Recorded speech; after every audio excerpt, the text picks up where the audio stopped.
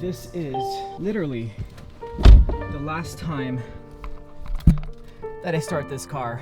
It's a sad day. It's a pretty sad day, but bigger and better things are on the horizon. So let's do the last ever startup in my 2017 AMG C63S.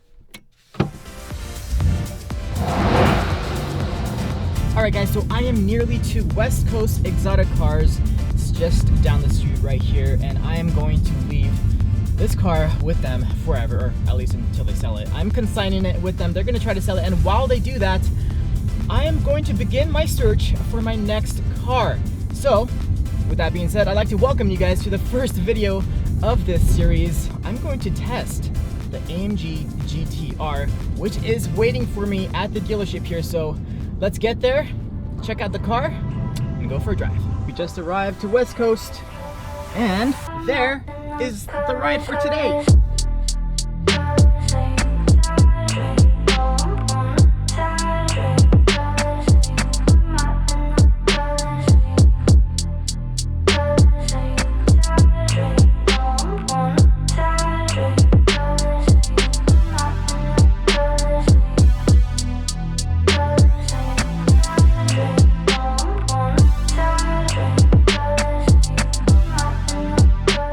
I just parked both cars next to each other, and you can definitely see the DNA that's shared between these two cars, but just look at how much meaner the GTR looks in comparison to, well, my C63S over there.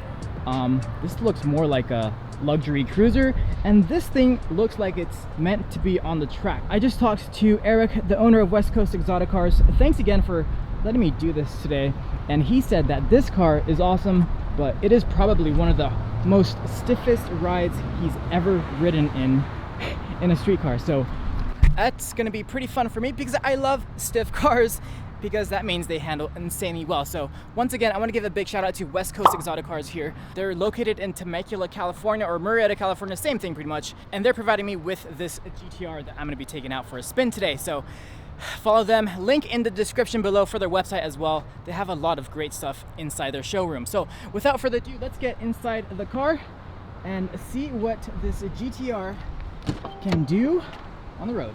What is up, guys? My name is Brent Ruiz, and welcome back to my YouTube channel. As you can see, I am situated in the 2018 AMG GTR.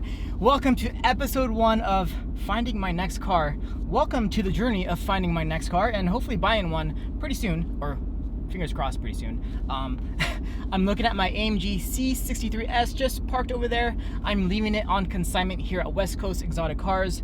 Thanks again, West Coast, for letting me borrow the car today and doing this test drive / pseudo review. This is not going to be as in-depth as my other reviews on my channel, since I don't have too much time. I only have like an hour of driving with this car today. So it's going to be mostly my first impressions overall of this car, and how it compares to my C63 over there, how it's going to work for me as my new daily driver / daily supercar, whatever you want to call it. I want something fun that I can drive around every day. So let's go on the road. Let's try to find some twisty roads, because I know that's where this thing is going to shine the most. And yeah, let's talk about how this thing does. The first thing that I notice is how different the drive selector mode here in the middle is compared to my C63S over there. In the C63, it's one of those like levers here to the right of the steering wheel, which I always thought felt pretty weird. It's a lot nicer here. It kind of reminds me actually of the one in the Audi R8. So we're just in drive mode. We're going to start pretty calmly here in automatic and in its default setting, which is comfort mode. So the way that you choose your modes here, a nice little dial, rotary dial, all in the center console, which is laid out really neatly. It is actually laid out this way to be reminiscent of a V8, because this is a twin turbo 4-liter V8, 577 horsepower, 516 pound-feet of torque. Now, just initial impressions driving it out of the dealership, comfort mode, everything automatic. I can totally daily drive this car, no problem. Like, I'm driving right now, and it's like I'm not even in what I know is going to be an incredible beast. Yeah, this is actually very similar, just driving it normally here to my C-Class. So I think I'm already checking the box that this is a very daily drivable supercar. Eric, the owner of West Coast, was telling me that this thing is like one of the most stiff sports cars that he's driven in, and he's driven a lot of cars. But so far here, just in comfort mode, it's actually not bad whatsoever. And now if you see me sweating here in the video, it's because I am. It's insanely hot today. It's like 100 degrees literally here in Temecula, California. But hey, we're gonna make do with what we have. So overall initial impressions of the interior, it's really nice. This matte carbon fiber really draws your eye to this center console area. Beautiful carbon fiber accents here in the center console, reminiscent of the C-Class. Alcantara everywhere though. That's a nice touch in this more track-focused car. In pretty much every track-focused car, you're gonna find a lot of Alcantara, and that is definitely the case in this GTR. The biggest difference in this car compared to, for example, my 458 and many other mid-engine supercars is that this car, the engine is in the front, kind of behind the front axle. So that, of course, is going to make that huge front end even more exaggerated. And honestly, yeah, it looks pretty big, but the visibility is still really good. Like, it has not really taken my attention away from the car itself. I really thought that would be my biggest shock in driving this car, because I've never really driven a car like this with that huge long bonnet in front of you. But honestly, guys, like, it's not that big of a deal. I think I can really get used to this. Overall, the seats themselves are very comfortable. They're pretty much the same ones in my C63S, unfortunately, because I know that this car, the GTR, you can have it optioned with the more bucket-oriented seats, which I think would match the vibe of this entire track-focused car a lot better. So unfortunately, the spec on this car does not have those seats, but I can definitely live with these, especially since I'm already very used to them. Well, this is definitely a great real-world situation to test out how good this car is going to be as a daily driver, because it is like nearly 5 p.m. rush hour traffic in a pretty busy city. And yeah, I think it's gonna work out because I haven't crashed yet, and people are letting me by and everything's good. Great. I've already had a few conversations with some interested people at the gas station, so yeah, this is one of those cars. Definitely. So the other thing I actually noticed pulling into this gas station was just how heavy the steering feel is. I was in race mode, which actually we'll get back into right now. Ooh, that's an automatic. Okay, let's go to manual. Pulling into the driveway in race mode, you can totally feel how much heavier the steering wheel is, the steering feel, compared to the C-Class. I gotta say, visibility-wise, there's no compromises made in this car. It is a great daily driver in terms of visibility. So far, so good. In terms of checking the boxes, daily driving supercar, daily driving, that category has been checked. Now, the supercar part of that phrase, that has yet to be seen, yet to be proven, but that's why I'm about to head to this fun little road and doing pulls like, like that. Yes, I think this is going to check that box as well, because I can already tell how much faster it is compared to my C63S. Alright, so I just got on some nice country back roads, long winding roads, which is one of the perfect settings for this type of grand touring car. So, how does it perform? Well, that sound, that torque, it pulls really well, and I love how fast those shifts are with this new 7-speed, well, not new, but new to me compared to the C-Class 7-speed dual clutch transmission. It feels awesome. No loss in torque.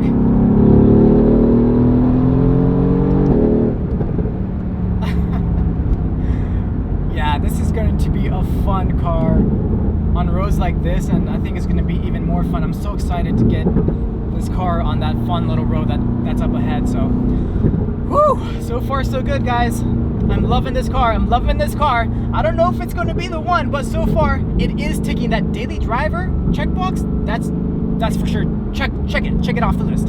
Check it right now, because it has definitely ticked that. Now, after doing a few little pulls here and there, I can definitely tell you guys that it is much faster than my C-Class, and it should be, right?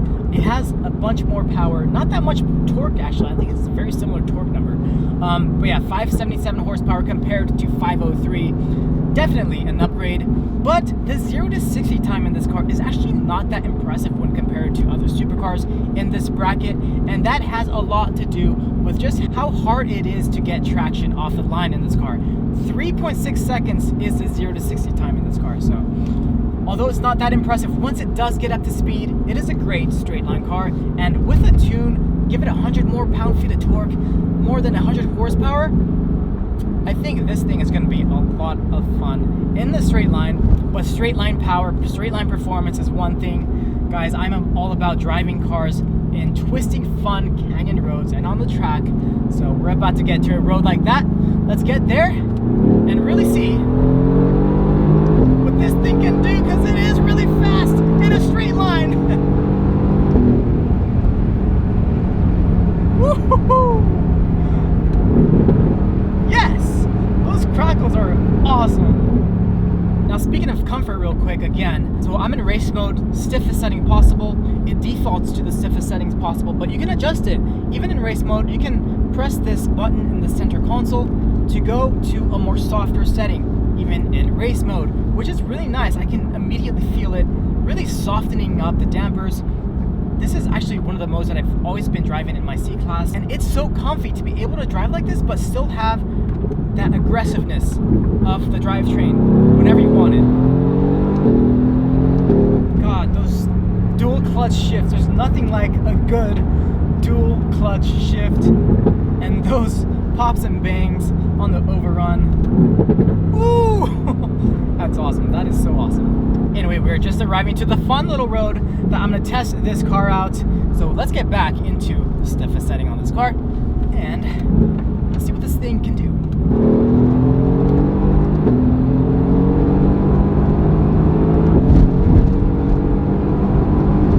Oh my God!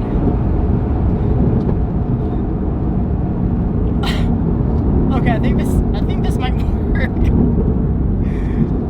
Right away, this thing corners so much more flat than my C-Class. It's not even funny. And the grip out of the corners is so impressive for a rear-wheel drive car. Let's see how the ceramic braking system works, though. Ooh. Oh my God! No way, did it actually just take that hairpin that fast? This is ridiculous, guys. Whoa! And you can have some fun with the back end as well. Traction is on, so it's gonna save me if I'm doing stupid stuff, but wow, this thing is so playful, but it's like a secure type of playful. This is with traction control on. I'm already sliding the back end out. It sounds awesome in here. I did have the windows down for a bit, and I think you actually get more sound when the windows are closed, which kind of sucks, but turbocharged cars, what you gonna do? This thing corners so incredibly well. It's incredibly impressive. And the other thing, like, dude, seriously?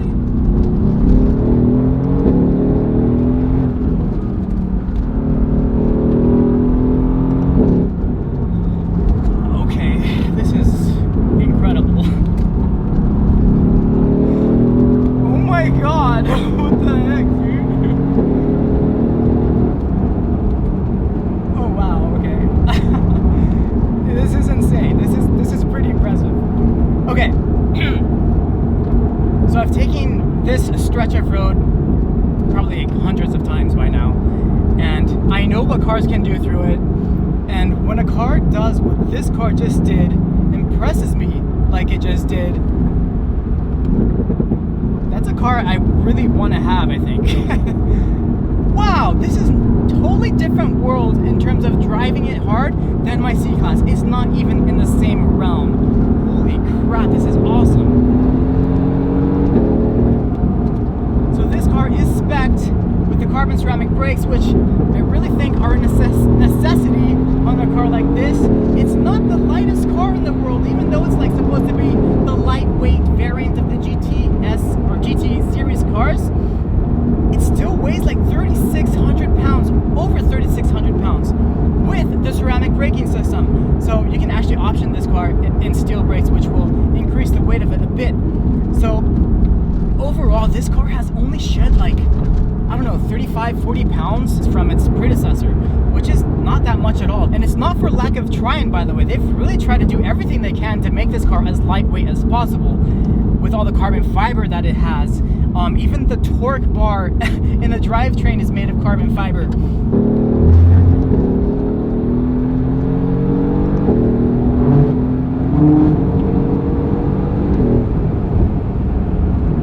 Really on the brakes there.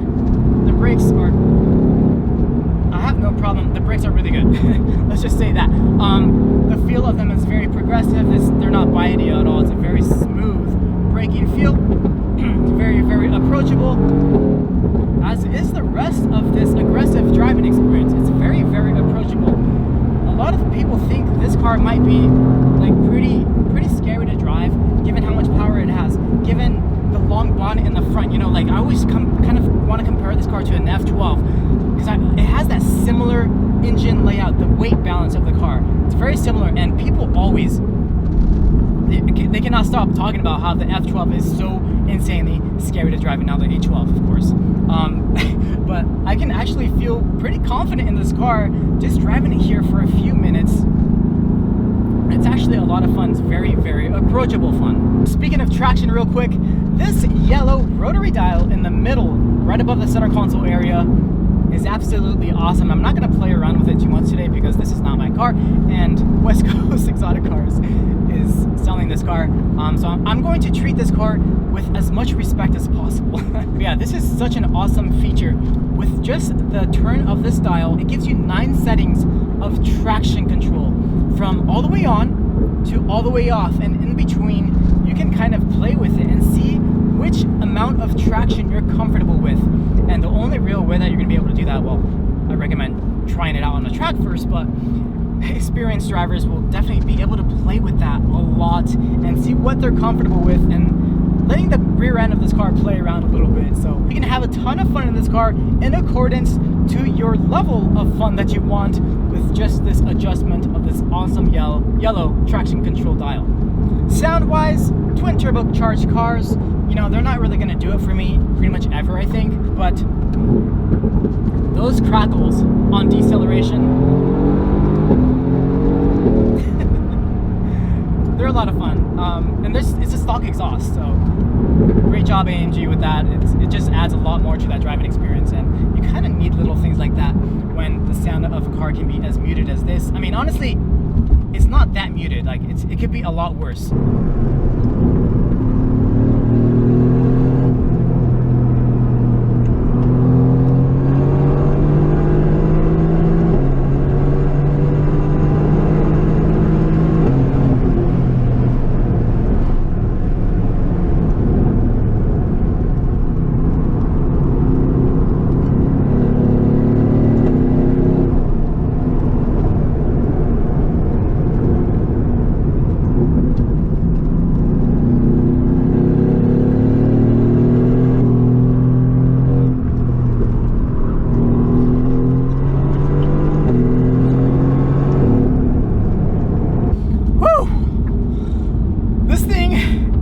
Absolutely amazing in roads like this.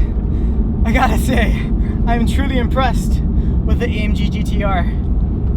Oh my god, holy moly, the amount of G-forces that I took through some of these turns. This thing has grip, and I don't know exactly how the heck they've done that, but yeah, great job AMG with the GTR.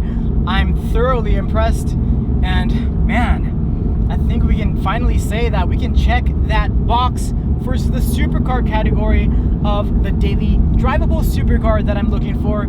I gotta say that the GTR is going to be up there in one of the top contenders for me to buy as a replacement for the C-Class. The next car that I do a video on in this series, it's gonna have to be a good car because, man, we're starting this video series out pretty strong with the AMG GTR. It's going to be pretty tough to top this, but I know there's cars out there that can do it. I know there are. So let's see what we can get our hands on. That's going to be it for this video. If you enjoyed watching, please give it a big fat like and consider subscribing to the channel as well if you want to see more content like this. Until the next one. Deuces!